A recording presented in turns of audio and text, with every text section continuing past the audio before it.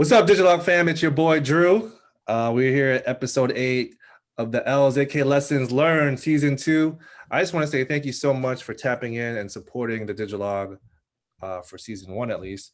We had 20 episodes, so shout out to everyone that's tuned in. Make sure to like, comment, and subscribe, and make sure to subscribe to our YouTube channel.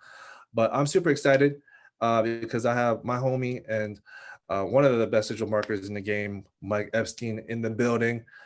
Mike, what's going on? How are you and the fam? How's everybody doing? Man, after that intro, I'm doing good, man. Those are some words of praises right there, man. Thank you for that. Things are good, man. Starting off strong. First off, just want to thank you for being here. I'm definitely a fan of the L's podcast. I've been kind of tapping in a little bit.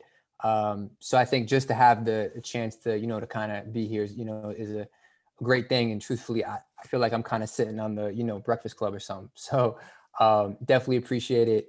And yeah, everything is good, man. I think 2020 was obviously a very trying year. Definitely took end of last year to try to just have a little bit of downtime. Spent a little bit of time with the family, just really trying to unplug and just trying to take time off of work. And just kind of ensure that mentally, physically, and sort of spiritually, that I'm well. And just kind of excited, man. Just kind of excited to kind of kick this year off and kind of jump back in. No, I love that, and we know because we work digital. So if we have the scruff or we have extra gray hairs from last year, it's because or lack of we hair. are. In cases, lack of hair. Yeah. We're super tapped in every day, sometimes to a fault. So, but we'll go into that. But just for the room and obviously for the audience, you want to introduce yourself as like what you do, and maybe some of the artists and projects you're working on. For sure. So for the past 6.5 years, going on 7. Cinematic Music Group has been my home. I've been doing digital marketing there since about 2014.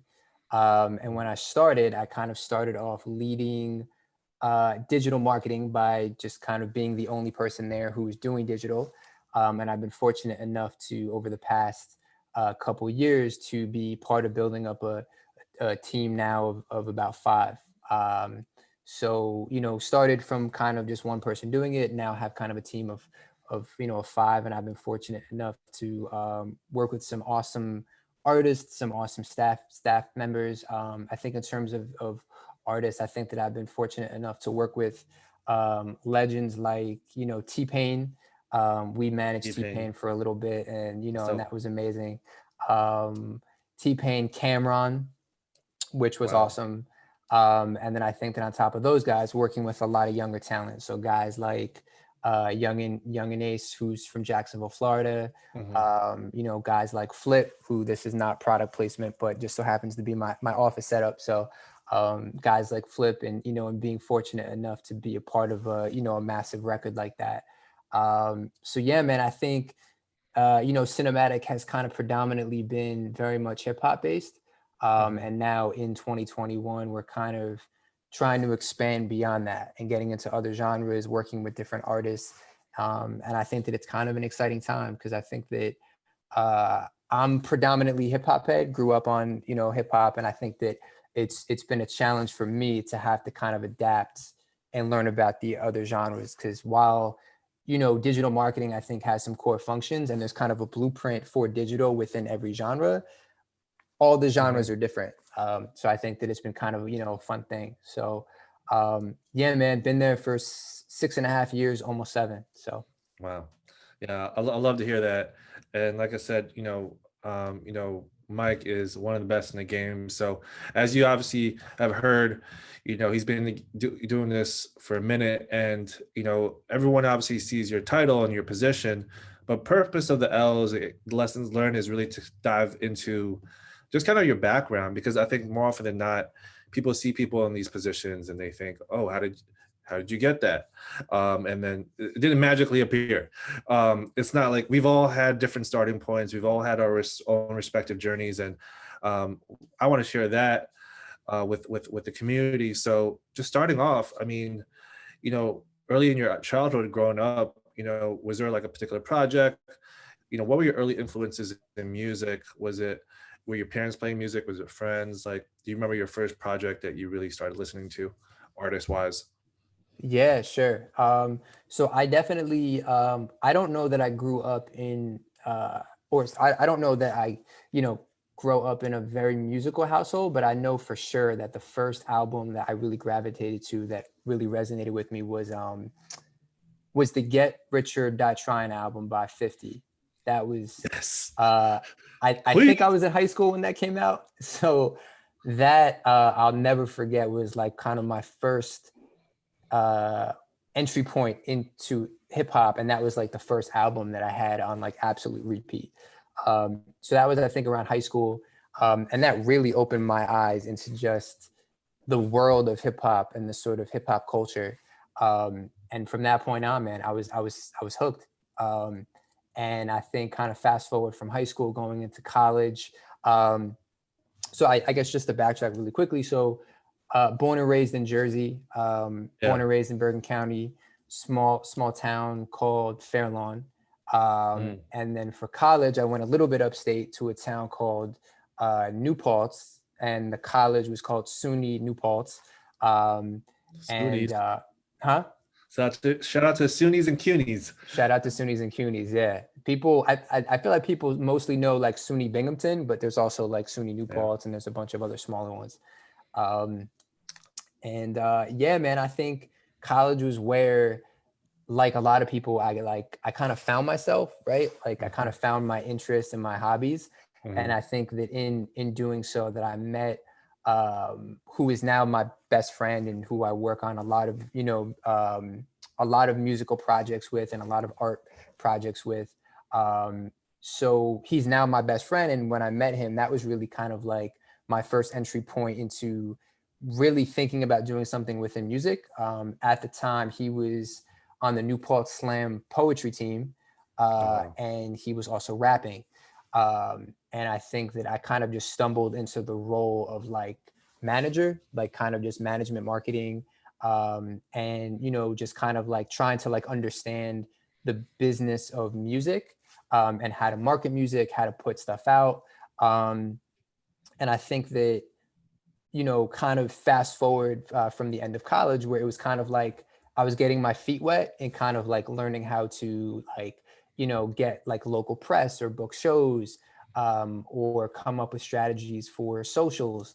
Kind of fast forward. And I think that Hmm. our friendship has not only blossomed and flourished, but uh, our understanding of the music industry and this game. And I think that, when I was in college, I was studying history, thinking about doing law, studying for the LSATs.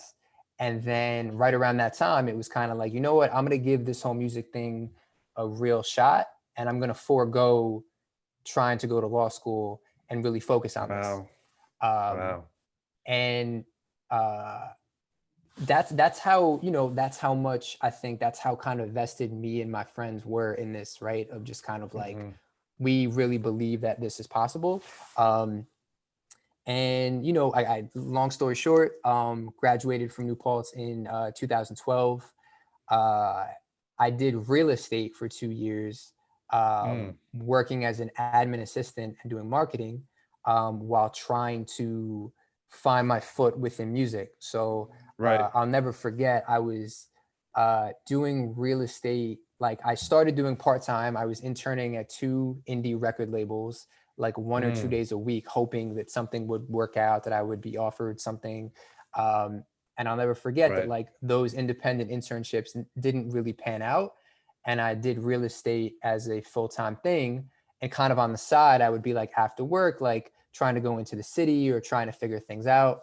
Um, and long story short, man, one day I just kind of emailed Johnny Shipes, who's the cinematic guru, head chef, Hmm. president, Yeah. and a whole bunch of other titles. Hmm. And I kind of just cold outreached him, got his email from Twitter. Uh, it was one Wow. of the artist's Twitter bios, and I just got Johnny's email, and I just kind of randomly outreached to him.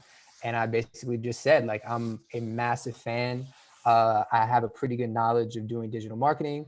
Um, I'm down to do anything needed. I'm down to intern for you. I'm down to volunteer for you. I'll do whatever is, needed. And long story short, he ended up introing me to a girl at the time who was like his head of operations. So she was kind of Hmm. running the like day-to-day label stuff. Right. And I'll never forget that I took the interview with her while I had to go to work early to make sure that I was settled in for it. And I Hmm. snuck into like a side room and I like locked the back door so no one could like walk in. Um, and I'll never forget, man, I was so anxious about not having any background experience working within music that Right. on the interview, I was like, I think I literally said, and I look back now and it's so corny, but I guess it worked. I was literally Yeah. like, I'll go and I'll buy a toothbrush and I'll clean the bathroom floors if that's the only open role. Um, Man. and and long story short, it ended up working out. Like Yeah. they ended up needing somebody to do digital marketing, um, and the rest is kind of history, right? Like it just kind of worked out, and I've kind of been there since. Right. Yeah, yeah. Real quick, 'cause there's a lot of obviously like really important parts there. I think for one, 50 Cent, Get Rich, Die Trying, was a game changer. Um, I think with 50, I mean, I remember that was high school. I was a senior in high school. I was like, who is this guy? And everyone was just listening to his music, is like the tape. And I think during that time, just for context, I think we all were listening through our CDs, right?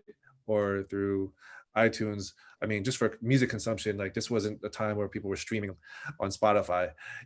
People were buying CDs at like Best Buy, Virgin, wherever they sold CDs, Target. Um, Right. and and as far as like you talk about your interest in music, finding your place in college. And I always like to say this for a lot of folks, like usually it starts with your friends. You talk about your best friend and building a relationship with him, and um, that's where it starts because it has to start from an authentic place. Your passion for things like being able to just to do what you love, and help each other out, because that's how I got started. My friend who was both work we were both working in finance at the time, and he had a huge catalog of music, and he just reached out to me, was like, you're like business oriented, you know how to like talk to people, you know how to craft emails, can you help me talk to these venues? And mind you, I was like, do what? And for me, Right.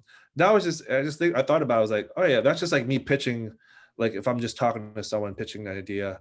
So these are a lot of transferable skills, but the point I'm making is that a lot of people's journeys start with your friends. And I think for the audience that's listening, is like, look at who's around you that you are really cool with, that people that can like add value based off like their strengths and talents.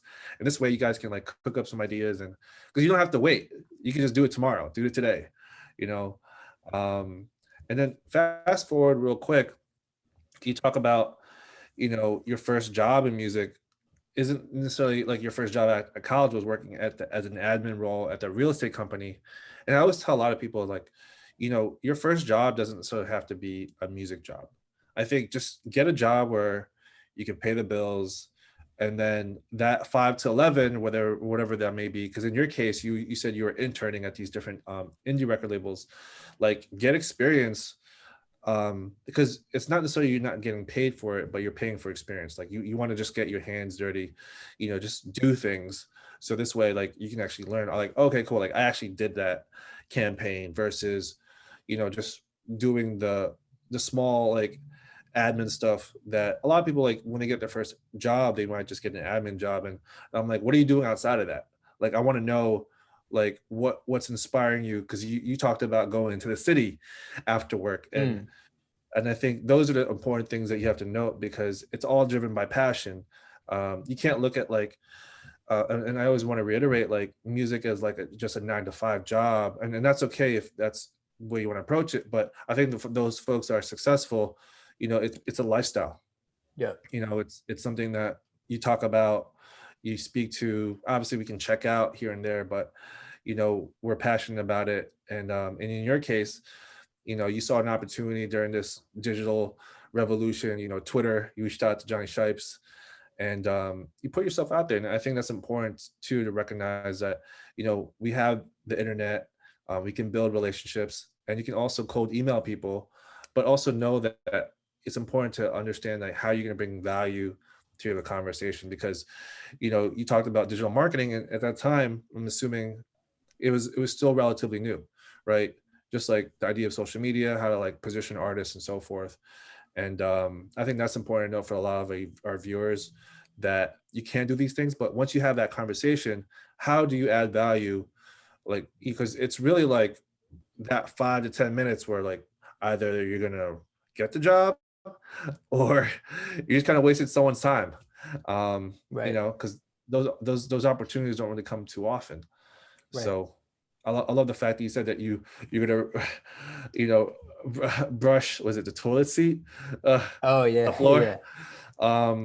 And those are the things, everyone's different, but being able just to like say like, hey, whatever the job description is, I'm gonna do it, I'm gonna make it work. And they obviously saw the value that you added from a digital marketing standpoint. So just things I wanted to note, Yeah. just based off the things that you talked about.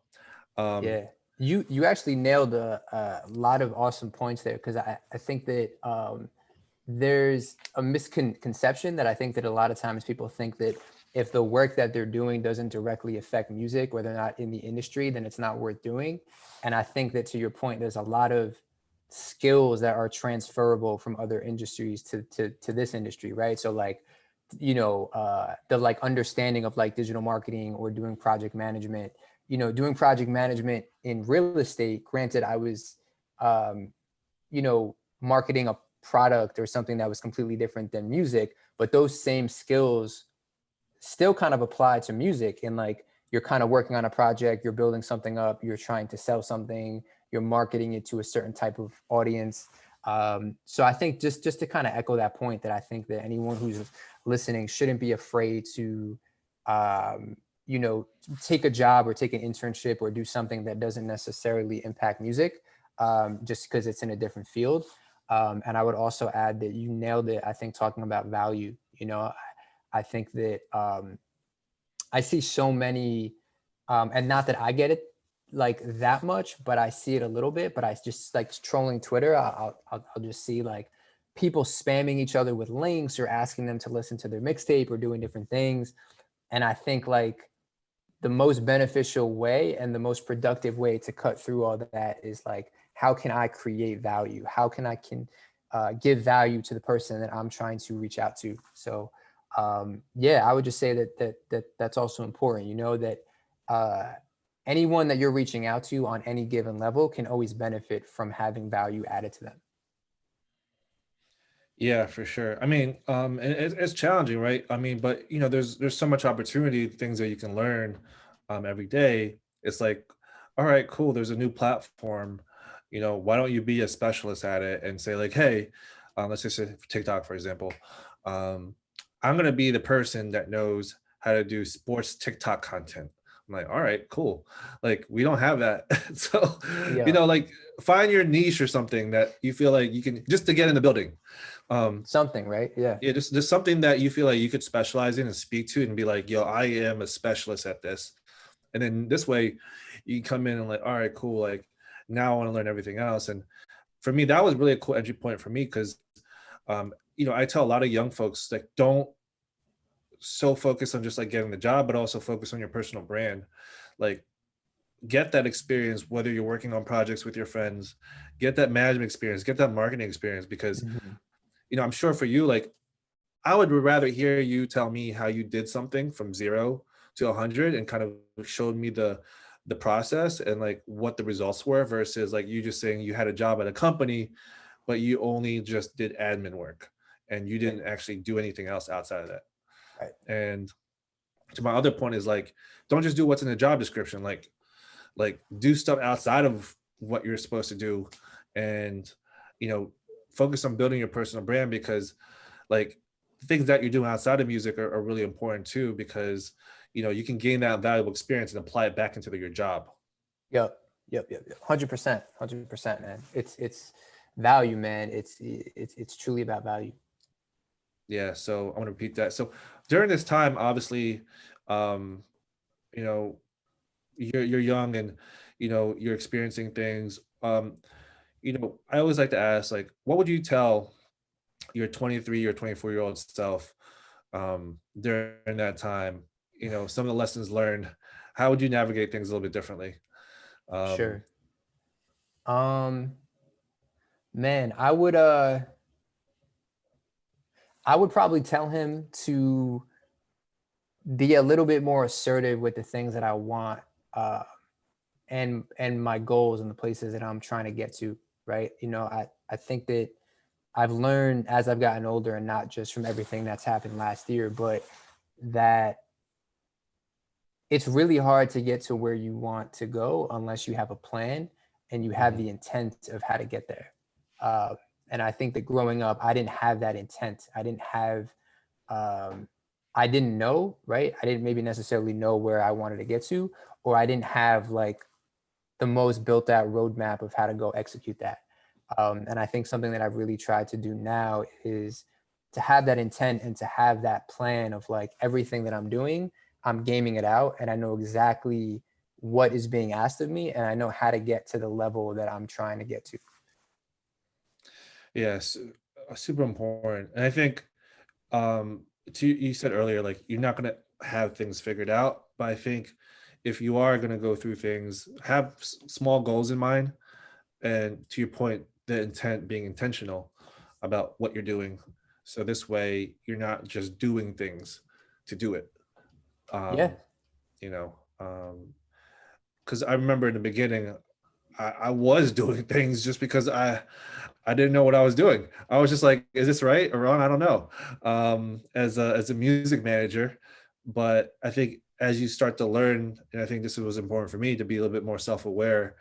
Um, you gain the confidence to, like, you know be a little bit more intentional with what you're doing. But yeah, I would probably tell myself the same thing, but like, just to be a little bit more intentional and have things more mapped out, because I was definitely in caught up in the motions of things, just like just Yep. just like, hey, just do it. All right, cool. Like, let's get Yeah. this campaign out. Let's just get that blog post. Let's just get this and that. And it's like, okay, how is this going to benefit me in the long run? you know Kind of just getting caught up in the moment. Yeah, definitely. And it's like I think a part of it is that now that I think I have a better sense of like knowing what the questions are that I have to ask myself to figure out what those steps are, right? Hmm. Whereas like maybe when I was 24 or 25, I didn't know like what those questions were, right? Whereas Right. now I try to challenge myself to ask those tough questions to make sure that what I'm doing is right. Right. Super, super huge. So for a lot of young folks, make sure, sometimes you gotta, like, step out of the box and just be like, all right, what is happening? And ask yourself these questions.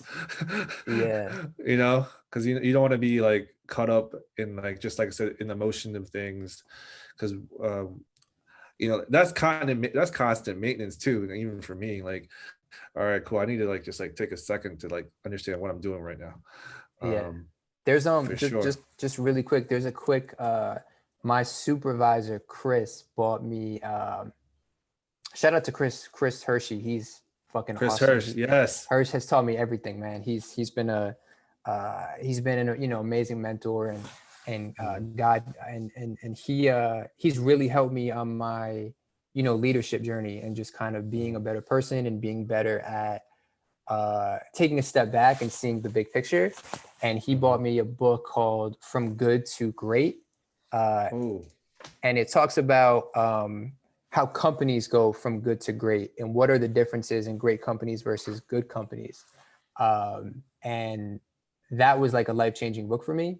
So for anyone listening, I think that is a super, super valuable resource. And I think that, that book talks a lot about like asking those tough questions that make great companies are always challenging their core values to see if they're mhm. on the right path, whereas good companies, they don't necessarily think about it. So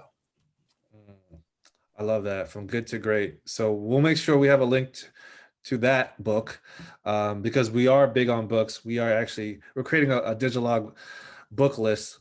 So definitely been on that tip. And shout out to Chris Hirsch, great guy. I've known Chris for a minute.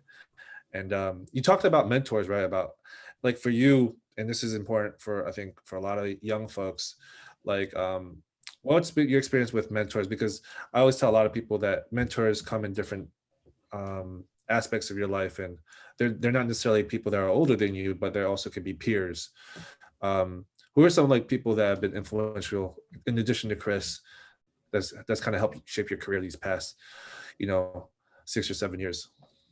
Definitely. I think, Chris is definitely up there. I think Chris is probably one of the biggest, just in terms of helping me not only understand my role as a digital marketer, but the bigger role that I play in the whole ecosystem of the business.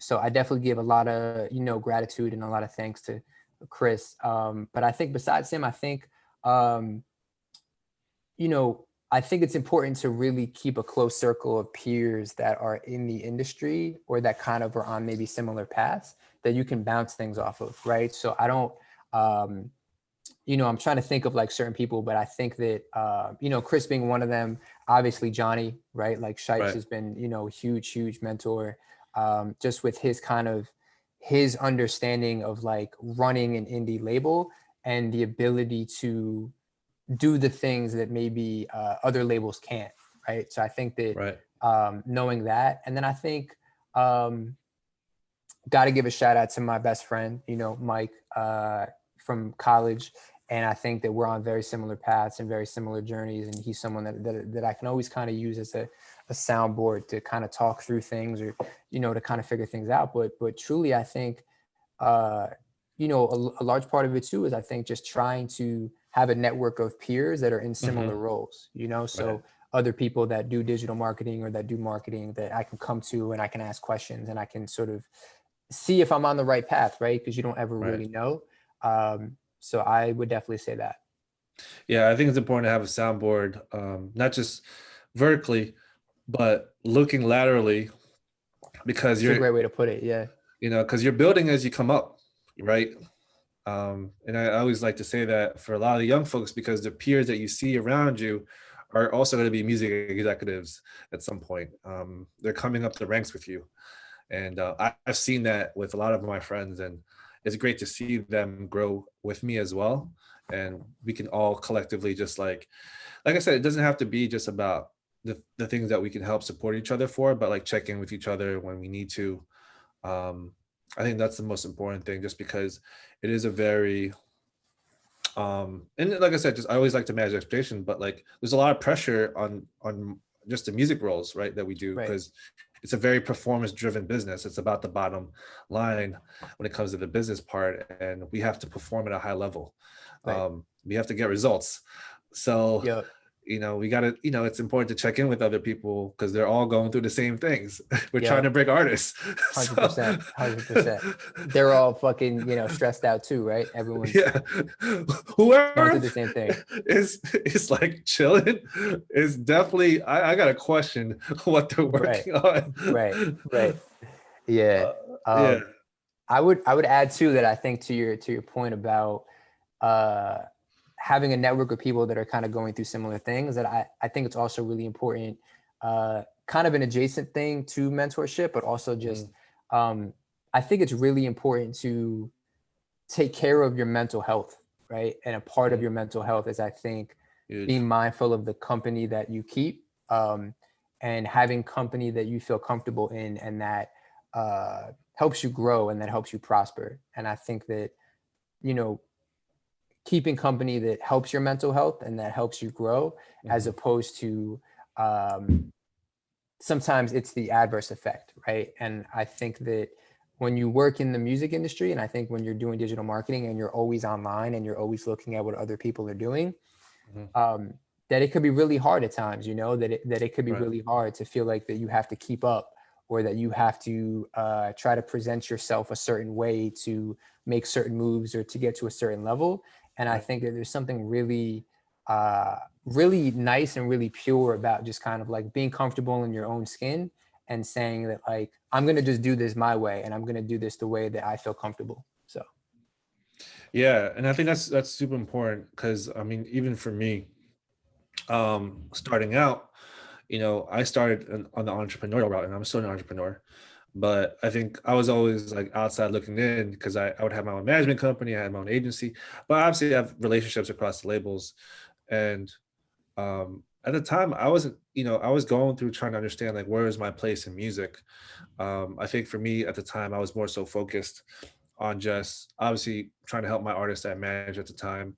Um, and I think for me was a breakthrough point was when when I started the Digilog, because it wasn't about me anymore. It was just about helping people, and that helped me a lot, kind of finding my footing as to like a bigger purpose, and then also not get caught up in the idea that what I'm doing isn't necessarily aligned with people my age and what they've accomplished. mm, And because a lot of my friends at the time, because I pivoted, they they already were like leadership executive roles. I was just like the guy that had a company, had a community, and and then you get a lot of pressure from your family, to like they're always just asking like what's next, what are you doing, um, and everyone has a different trajectory. I can't honestly say like past 4 years have been probably super transformative, but I didn't hit that stride until I made adjustments and pivots, and I'm still going through that. And I remember, just candidly, like, when I got the opportunity to work at Def Jam, I mean, I'll be honest, I was going through like my own imposter syndrome because I was like, man, do I belong here? mm, Um, and then I just remember like my first marketing meeting. It was so intimidating because like it was packed. You got all these heavyweights in the table. They're just talking about these marketing plans and stuff, and everyone's just like raising their hand, like being confident. I'm just like, man, I just jumped into the big leagues. you jumped And into the then big pool, right? Yeah. cool. And then I was like, and then I came back and I was like, all right, what got me here? It's like you gotta look at like yourself. And then I just had to like really check myself. And I'm like, all right, I'm gonna just approach this as if I was like an intern, first job. I'm gonna put my head down. I'm gonna just work. But I do appreciate the fact you mentioned mental health, because that's the aspect that I didn't really start to tap into the past 4 years, but really start to take care of myself because I would always compromise my job and music for like time with family, obviously relationships. It definitely costed that for sure. And then just like my own, just like peace of mind. I think sleep and stuff like that. But, you have to go through those experiences. And like, I always like to say self-awareness, you got to bring yourself out of that Yeah. and understand what's going on. But, I do appreciate those experiences because it allowed me to go through it, understand what it was, and now how to deal with it. Wow.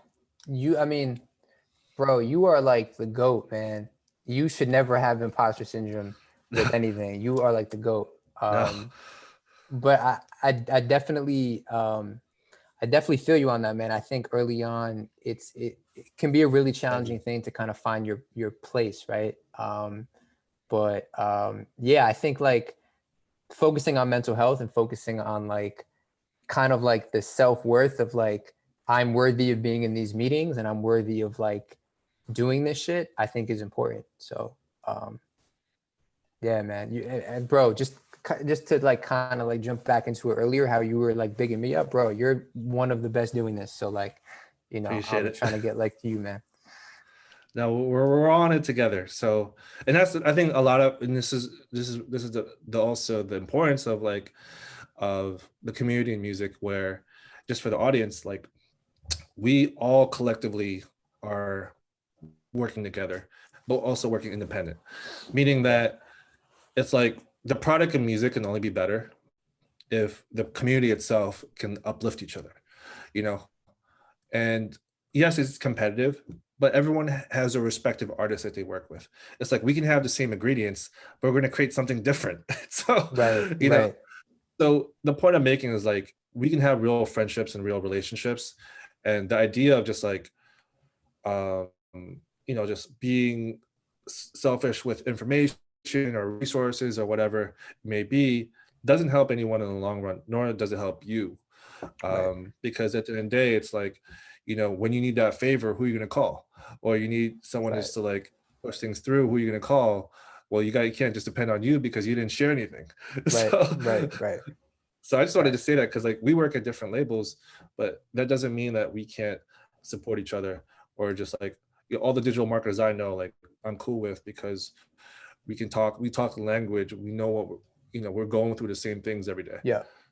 Yeah. Yeah. Definitely. And I think that also kind of like lends itself just back to that earlier point about like value, right? That there's just constant value being brought about like sharing insight, sharing info, sharing different things, and it's that this is an ecosystem, and that this is a world where everyone can win, and you don't have to hide stuff, right? So it's like I can email you something that I just did that was super cool, and vice versa.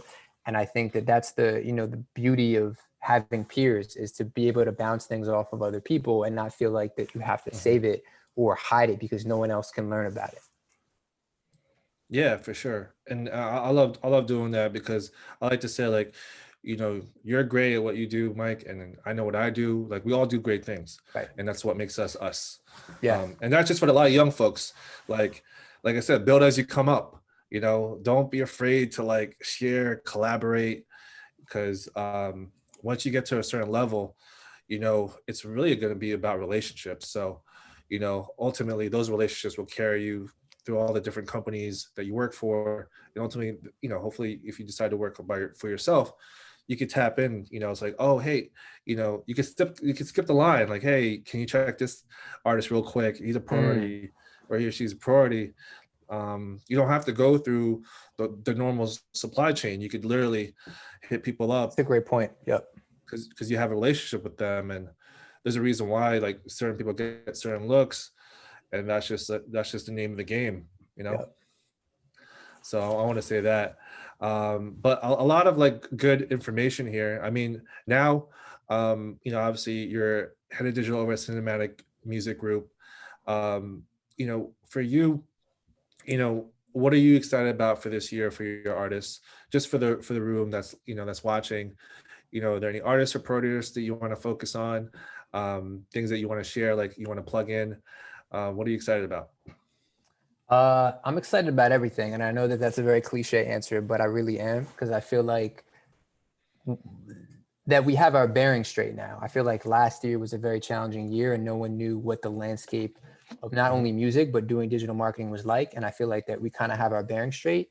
So I'm really excited about a lot of the artists on the label side. So there's a new Young and Ace project coming out. That's going to be it's going to be an incredible project. He's got a lot of really dope features on it. Oh, That's going to come out, I think, right at the top of either the top of the middle of, I think, quarter two. Um, so I'm really looking forward to that. A lot of the younger guys. Just kind of like getting in on the ground level, right? Like getting in on the ground level, and kind of like that, I think, is one of the best parts about working at an indie label, is that you're working closely with the artists to kind of build them up. yeah. Um, and then I think on the management side, managing Drewski, Mm. Cinematic started managing Drewski, Huge. which is Yeah. mad exciting. So I'm, taking a step back, not working at the company. I'm like a massive fan of his. I think he's fucking Same. hilarious. Yeah. So I'm just excited to work with someone that I'm a very big fan of. And I think that when he's been fortunate enough to have the type of year that he's had, Hmm. there's a lot of opportunities that come with that. So I'm mad excited. And it's kind of exciting to do something in a little bit of a different lane. Definitely kind of adjacent to music, but Hmm. more so comedy based. So Yeah. A big fan of Drewski, and people don't understand like comedy is culture. So the yeah. fact that you're tapping in, like, for me, that's the top topic of content that I love, as far as like when I look at the hierarchy of things I want to see. Like Yep. either it's like comedy or sports. Okay. Obviously Yep. music, we listen to music all day, but comedy and sports, I mean that definitely gets me tapped in to things. Definitely. I mean, how about you personally? So what are some of the things that, like you talked about mental health, you talked about kind of managing, just being more intentional. What are some of the things that you want to kind of focus on for you? Definitely, man. That's a great question. I think for me, one of the things I think is to be more present with myself and more present with other people. Mhm. I think that there's a lot of times where I get lost, kind of in the sauce of just working and just like grinding things out. And I think that I just really want to focus on being more present. Do a lot more meditating. Really just Mhm. taking the time to, as part of being present. I think doing that. Um, Trying to be as physically fit as possible. I'm getting older.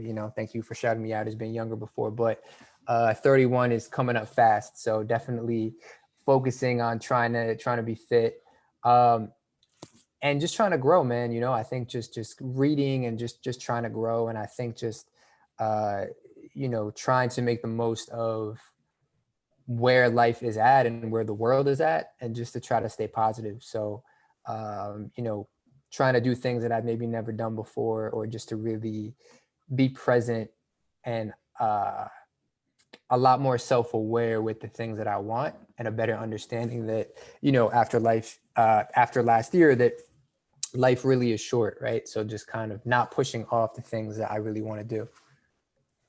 Right. No, huge, huge. I think the biggest takeaway from that is being present. Um, I mean, look, just the small things like making sure I don't bring my phone when I'm eating anywhere. So Yeah. like like yeah, just like small things. And just like I said, just having those moments. I think last year as well, where going back to like spending time with family. More importantly, you talked about meditation, just having time for yourself. Um, um, I have my own approach to meditation is FIFA. So like I meditate by That's I play funny. I play FIFA so I can zone out. It's Um, funny, man. Who's your team in that? Liverpool, let's Liverpool. go. Okay. Shout out to Nice. Liverpool. Nice. That's my team. Um, but yeah, it's just a lot of learning moments, and I love the fact that just to continue to grow, because even in our positions, there's never, and not to sound cliche, but like there's always room to be better. There's always room Yeah. to like learn something, and never feel like you've accomplished or feel like you're complacent or you've done enough.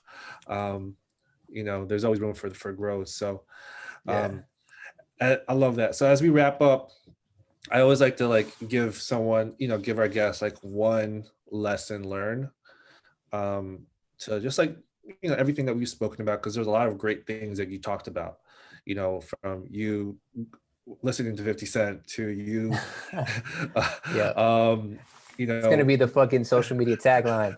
Mike Epstein gets introduced to hip hop by 50 Cent. Yeah. it's that give a Yeah. shot, try trying, and then you building that relationship with your friend, that being able to work with friends in the beginning, which is I always love to hear, and then two, getting that real estate job, and you talk about like hustling on the side, working at the indie labels, and you reaching out to Johnny Stripes via Twitter, and like cold emailing him and doing that call while you're at work, and then saying like, hey, I'll toothbrush the toilet for you, whatever role you want, to the point where like now, 6-7 years in, you're head of digital over at Cinematic Music Group, which is incredible to see. But yeah, here we are now. What's the lesson learned that you want to give away to the community? Man, I would say that if I had to bottle it into one lesson, I would say that, one lesson is that, to really take the time to have an understanding of what it is that you want, um, and really just like do the best job that you can to map out a plan of how to get there, and ask Mm, yourself those tough questions, to challenge yourself and say, uh, what are the circumstances that this plan could fail? Like, what are the reasons why this wouldn't work out? And I think that if you ask those questions and you really take the time to really game things out, you start to build a bulletproof plan that's going to set you up to really, really win. And I think that it took me a long time to realize that. And I think that since the pandemic has started, that's something that I've really tried to focus in on. So that's I think maybe one of the biggest lessons is just to have that level of awareness and have that level of intent to like take the time to really get a sense of what it is that you want, and just mapping out a plan of how to actually get there. I love that. You talked about two things, awareness and intent. Because we could say like we want to do this, but how do we create or at least write down the steps to get there? So it doesn't feel like so far out that you can accomplish it, but at least there's like a roadmap to actually to get there. And it doesn't happen overnight, but like at least you have a roadmap, you know? Yeah. So intent and awareness and intent, vice versa, very important. But Mike, man, and for the audience too, from good to great, we're gonna make sure we have that link. You should definitely drop that link. That's a great reference. And for anyone who reads that and likes it, or wants to learn about similar books, I'm very into just sharing and trading different book references and things. So, you know, definitely reach out. Would love to trade knowledge and just, you know, share book recs, because I'm definitely big on that. Man, appreciate you, man. Well, Mike, thank you so much for being part of the L's AK Lessons Learned. We're gonna make sure we have Mike's socials in the description. Make sure to like, comment, subscribe. We're also gonna have a link to the book, From Good to Great. I'm gonna also purchase that book because I'm trying to get my book game up. That's what we do, you know. How about this? I'm gonna purchase it for you as a thank you for having me on the podcast. How's that? Man, so you don't have to tap into your pockets. How's that? No, I appreciate that. That's awesome, man. Appreciate that. We're gonna have a separate convo on the book itself. Okay, cool. Definitely gotta have a separate conversation about that. Yeah, but because I definitely want to like get my book game up, because what I learned from last year was like I didn't read enough. So that's something I'm making a very conscious effort this year. But can't thank you enough for even offering. Dude. I've always wanted to start like not always wanted to start, but I thought it'd be cool to start like you know, music industry book club or something where people could just like trade references and stuff. So if you're down to do that, like I'm all for that stuff. I love doing all that. I'm very down to do that. So I'm gonna just do a quick plug because I'm reading a book. Okay, yeah, go for it. I'm gonna do what's this book? It is The Obstacle is the Way, by Ryan Holiday. So oh, nice. So I'm reading that book right now. Yeah, he has another book I want to read. I forgot the title of it offhand, but the premise is really focusing on like your lens of the world. People can see challenges either as a challenge or an opportunity. So love that. Being able to kind of tweak your lens and perspective. But yeah, this has been a really great episode. Like I said, big shout out to the community for always tuning in, supporting. And then we got some more great stories from, you know, music creatives across the community coming soon. So make sure to like, comment, subscribe, follow Mike, and then we're out. Thank you guys. Peace.